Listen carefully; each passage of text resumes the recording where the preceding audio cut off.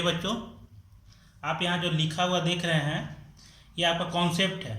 Exercise 1.5 का question number first करने से पहले इसको अगर अच्छे से आप समझ लेना तो आप आसानी से उसका वहाँ पर एक्सरसाइज में अपना क्वेश्चन का आंसर कर सकते हैं। ठीक है बच्चों, तो देखिए समझिए, इसको लिखा हुआ है इफ़ आर, ठीक है, R is rational and S is irrational then R plus S and R minus S R irrational. फिर लिखा हुआ है and R into S and R by S R irrational, R is not equal to 0। चलिए इसका मतलब पहले हम समझाते हैं आप लोग को। ठीक है बच्चों, ध्यान से देखिएगा, इसे नोट डाउन भी कीजिएगा, बहुत जरूरी है आपके लिए। ठीक है, तो देखिए आर प्लस एस, देखिए आर प्लस एस दिया हुआ है, आर माइनस एस दिया हुआ है। ठीक है, आर क्या है बच्चों? आर कोई भी रेशनल नंबर, कोई भी रेशनल नंबर ले, मान लीजिए आर मैंने एक रेशनल नंबर ले लेता हूँ। ठीक है, तो आर कोई भी रेशनल नंबर आप ले लीजिए, मान लीजिए मैंने ले लिया 3। और एस क्या है बच्चों? यहाँ पर बोल रहा है एस इज इरेशनल। एस आप इरेशनल नंबर ले लीजिए। इरेशनल नंबर हम बोले थे ना रूट में होता है। ठीक है, जैसे मान लिया मैंने √2। अब ये जो आर प्लस एस होगा वो क्या होगा, रेशनल या इरेशनल? आर की जगह पे आप 3 रखिए प्लस एस की जगह पे आप √2 रखिए। तो ये जो बच्चों होगा, ये जो देख रहे हैं आप ना 3 प्लस √2, ये इरेशनल होगा। क्या होगा? इरेशनल होगा, इरेशनल होगा। अगर आर प्लस एस, आर जहां रेशनल नंबर है और एस इरेशनल नंबर है, तो आपका जो वैल्यू है बच्चों वो इरेशनल ही होगा। ठीक है, आपको यही चीज बता रहा है यहाँ पर।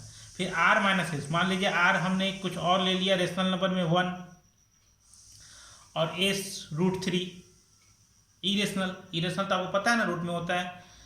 तो अब आर माइनस एस क्या होगा? 1 माइनस √3। तो ये जो वैल्यू आया ना बच्चों, ये जो नंबर है ना, ये इरेशनल ही होगा, आपका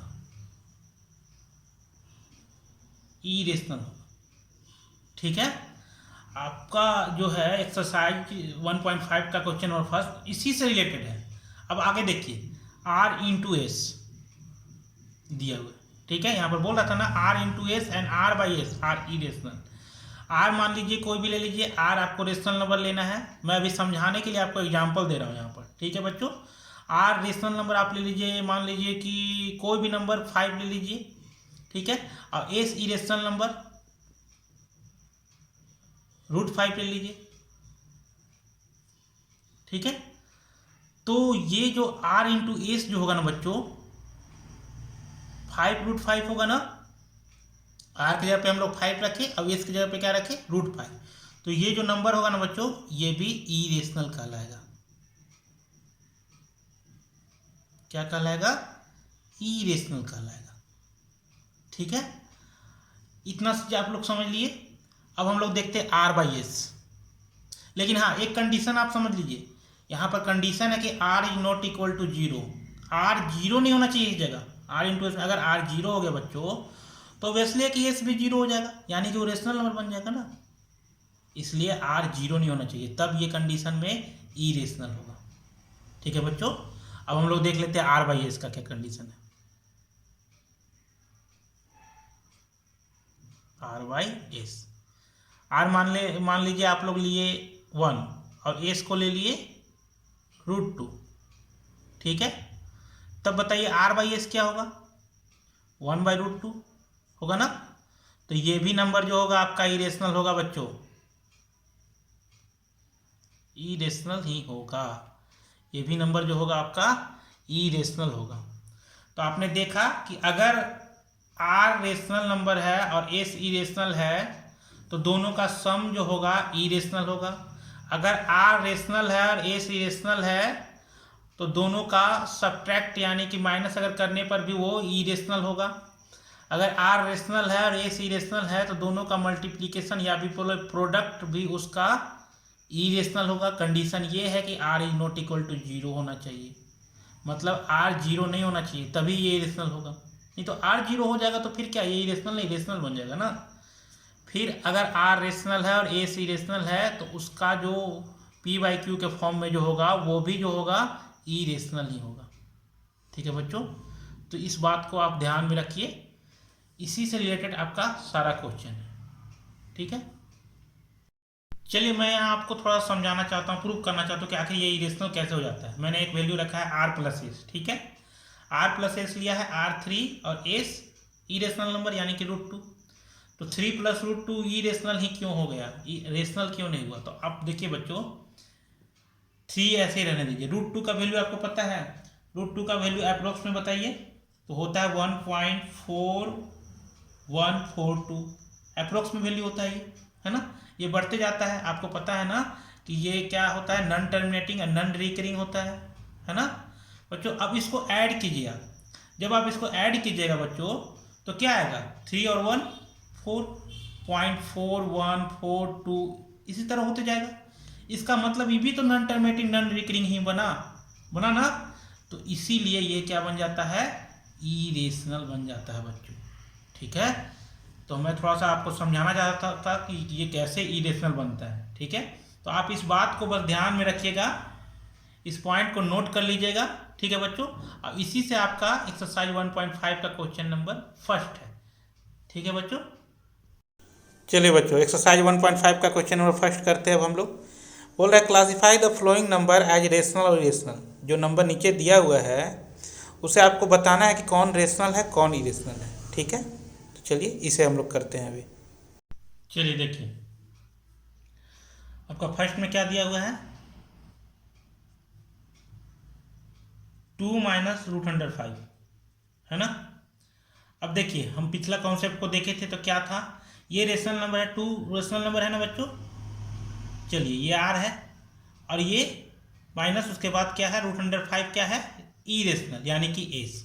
अब आप बताइए आर माइनस एस क्या बन जाता है, ई रेशनल बनता है ना बच्चों। मैं आपको समझाने के लिए यहाँ लिख रहा हूँ, आपको डायरेक्ट लिख देना है उसमें आंसर ना, ई रेशनल होता है ना। तो बताइए ये ई रेशनल हो गया ना, तो हम लिख देंगे यहाँ पर क्या है, ये ई रेशनल।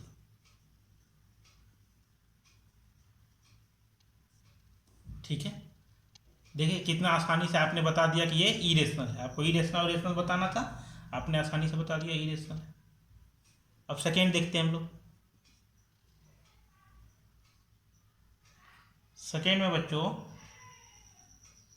दिया हुआ है 3 प्लस √123,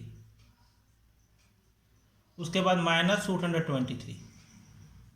ये तो ना आर प्लस एस ना आर माइनस एस ना आर इंटू एस ना आर बाई एस किसी के फॉर्म में नहीं दिख रहा है। ठीक है, तो इसका सोल्व करेंगे थोड़ा सा ना बच्चों।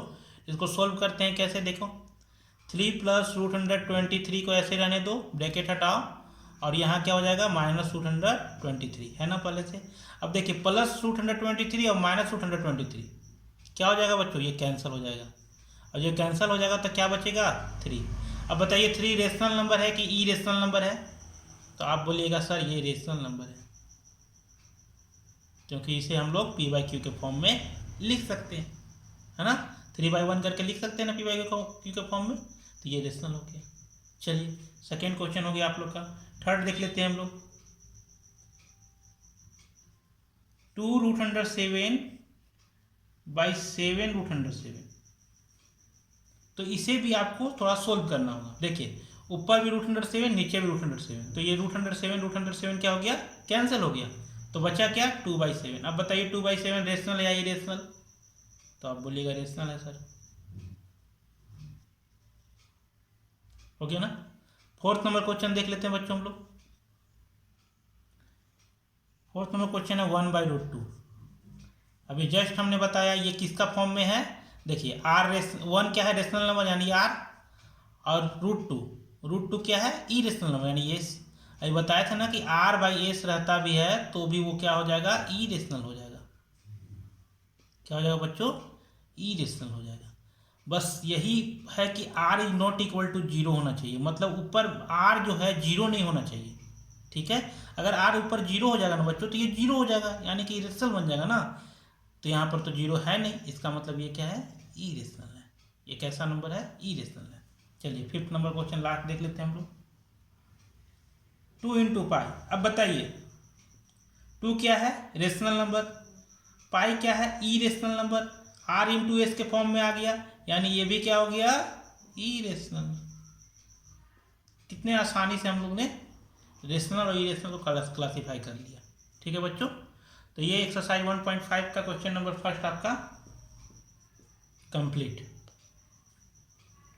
चलिए एक्सरसाइज 1.5 का question number 2, simplify each of the following expressions.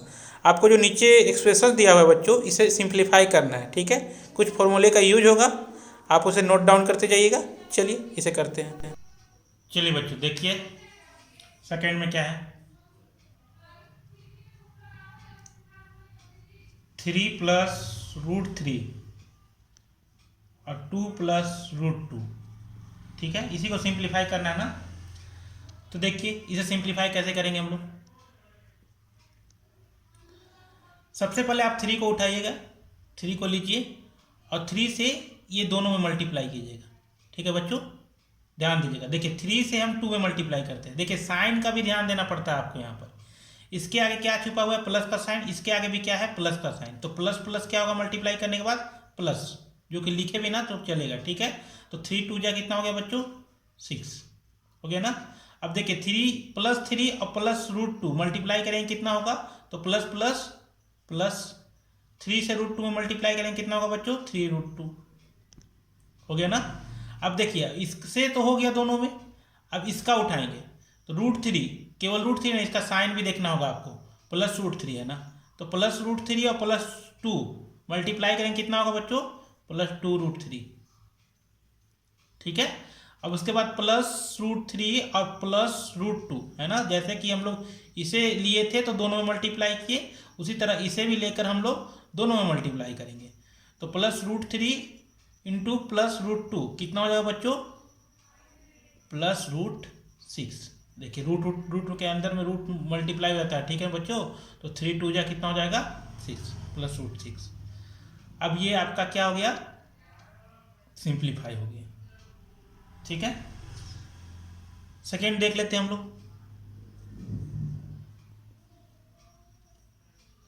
Second में देखिए 3 प्लस रूट 3 दिया हुआ है और 3 माइनस रूट 3 दिया हुआ है। ठीक है बच्चों, तो एक फॉर्मूला आप लोग लिख लीजिए और उसे नोट डाउन कर लीजिए। देखिए फॉर्मूला क्या लगेगा, a plus B into A minus B. बहुत लोगों को पता होगा a plus B into A minus B क्या होता है, तो a square minus B square.